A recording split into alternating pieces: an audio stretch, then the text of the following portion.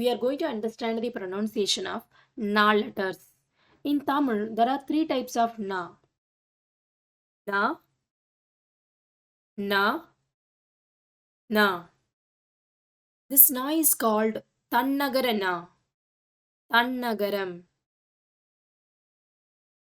And this na is called Rannagara na, Rannagaram.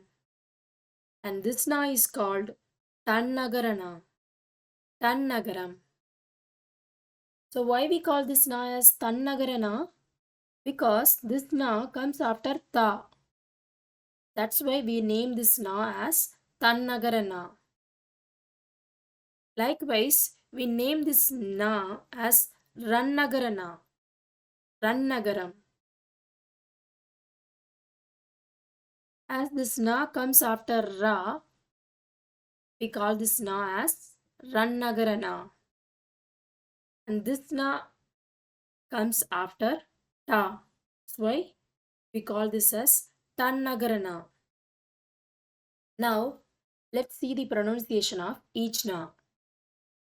When you pronounce this Tannagara na, your tongue actually touch the tip of the palate.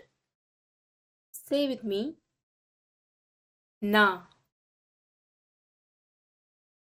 So your tongue actually touch the tip of the palate. Na. And this Rannagara na is also pronounced same like Tannagara na. Let's pronounce this Rannagara na. Say with me, na. Na. So this is also touch the tip of the palate. And this na is pronounced when your tongue touch the middle of the palate. Na. You have to stress this na. Na. Right? Let's have an example for each na. Iyakunar. Iyakunar. You can see Tannagara na is used in this word. So when you pronounce this na, you have to touch your tongue, the tip of the palate. Iyakunar means director. Annam. Annam. So Rannagara na is used in this Annam word. So here also your tongue has to touch the tip of the palate.